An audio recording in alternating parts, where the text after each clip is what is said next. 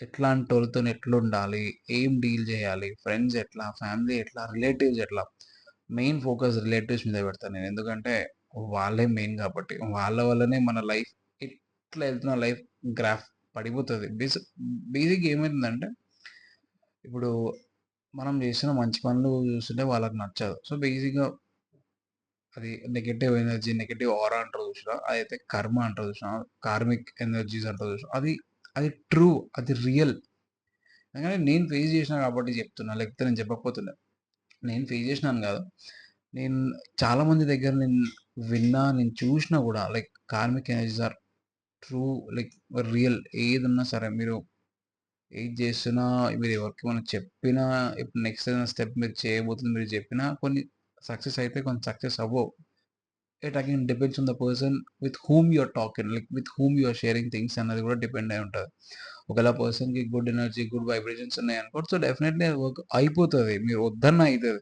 If ఆ పర్సన్‌కి మీ మీద బ్యాడ్ ఇంటెన్షన్స్ ఉన్నాయి. అరే! ఏందిరా బాయ్ ఇట్లా డెవలప్ అయిపోతారని వాడు అనుకున్నాడనుకో, నువ్వు ఏ పని చేసినా సక్సెస్ కావు. So, again it depends on the person with whom you actually sharing things అనమాట. సో, అది ఏందంటే కంప్లీట్‌గా నేను చెప్పే మోరల్ ఏందంటే ప్రీవియస్‌గా జరిగిన దానికి అంటే మీరు చేసే మంచి పనులకి, మీరు చేసే లైక్ ఆల్ గుడ్ థింగ్స్ మీరిట్లా అనుకోవచ్చు. నాకే జరుగుతుందని అనుకోవచ్చు అని అన్నా గదా!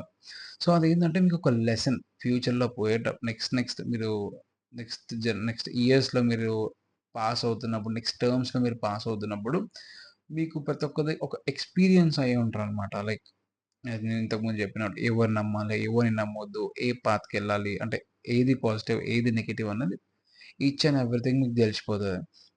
సో, నేను యాజ్ నో కన్సల్టెంట్‌గా ఒక థెరపిస్ట్ అనుకోండి. లైక్ కౌన్సెలింగ్ థెరపిస్ట్‌గా నేను చెప్పేదేంటంటే, మీ ఎట్లాంటి సిట్యుయేషన్ అన్నా ఉండని, ఏ ప్రాబ్లమ్ అన్నా ఉండని, ఏ నో ఏ ఇన్‌సెక్యూరిటీ అని ఉండని మీకు.